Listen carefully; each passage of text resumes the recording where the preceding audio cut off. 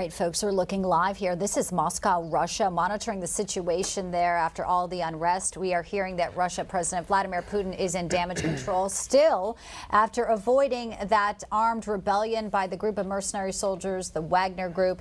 Russian defense officials just announced today the Wagner forces will no longer be fighting in Ukraine.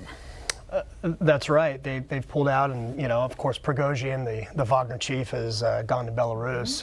So a lot of questions still about that. Also today, the Kremlin declined to answer questions about Russian General Sergei Surovikin, who's nicknamed the General Armageddon, who was reportedly arrested after the Wagner Group's aborted mutiny. There were questions about whether he was in cahoots with Prigozhin, though it remains a big question. And also, Valery Gerasimov, who's Russia's top general, has not appeared in public or on state TV since a deal was purportedly struck to end that attempted mutiny and rebellion.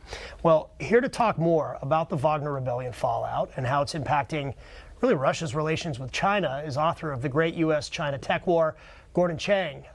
Gordon, great to see you. So China's foreign ministry spokesperson called the rebellion, quote, Russia's internal affair, adding that as Russia's friendly neighbor and comprehensive strategic partner of coordination for the new era, China supports Russia in maintaining national stability and achieving development and prosperity. I mean, that kind of says it all, doesn't it, about how China feels about Russia. Will this rebellion change China's approach, if at all, to Russia? I think the answer would be, based on what the foreign ministry spoke said, probably not, right? Well, Xi Jinping has a lot invested in Vladimir Putin, and so he's going to do everything possible to buttress Putin's role. But China has a limited influence in Moscow, and like everybody else, the Chinese are looking from the outside in. So I think China has certainly been shaken because they are the no-limits partners. So what shakes one of them has to shake the other. And I think China's a little bit bewildered. And we saw that, John, because the propaganda out of Beijing in the first couple of days was just repeating what Russia was saying, which indicates that China didn't know what to say on its own. Obviously, it could be a big inflection point moving forward in the war, as many say, not just here in the West, but again, as you state with China. I want to talk a little bit about a new development that's happening here domestically within the United States, Gordon. Missouri's Attorney General Andrew Bailey is now investigating what he calls a service center in his state run by the CCP. This is part of a letter that he talks about this, but he says basically they're deeply concerned. They want full attention. The threat posed by the CCP is very real because there may be some type of operation in St. Louis. I mean, that's the heartland. We also know of, obviously, New York City. The FBI shut down that secret police station in April. Americans are waking up big time that this is a serious threat. Yes. And the problem here is that although Americans are waking up to it, I'm not sure that the Biden administration is. They closed that police station in New York only after it was disclosed by a Spanish-based NGO, Safeguard Defenders, and only after the New York Post kept on harping on this, which was good for them. But, they have at least 6 and maybe 7 other of these facilities throughout the United States, including St. Louis.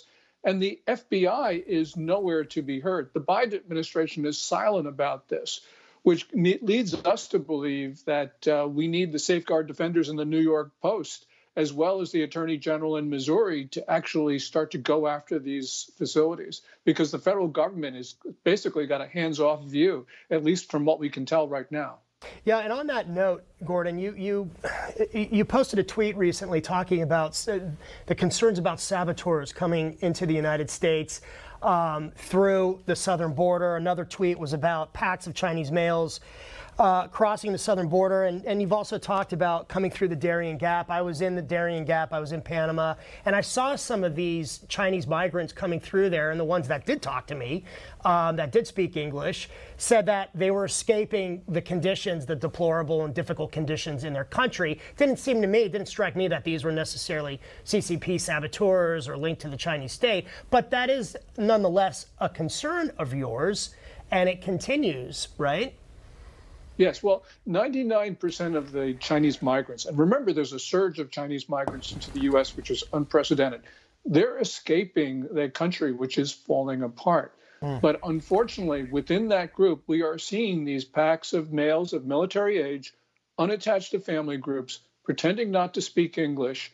And some of them have done a couple of rites, which PLA soldiers generally do, which really is an indication that we've got saboteurs coming into our country. So what do we do, Gordon? What should the U.S. do? I mean, should we have assets? I know the U.S. military is in Panama. I saw the U.S. military. We help some of the indigenous, villages build schools and roads and that kind of thing. Should we be doing more when it comes to these migrants coming through? Should we have CIA assets down there, for instance?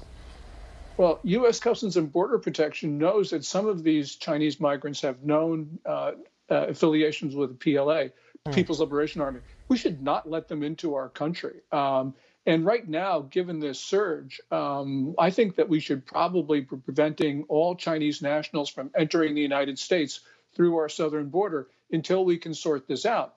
Because we're talking about people who can engage in and link up with sleeper cells in the U.S., link up with Chinese consulates, and can do great damage to the U.S. on, for instance, the first day of war in Asia. So this is a national emergency, and the Biden administration doesn't seem to care. It's just letting these known PLA-affiliated individuals into our country.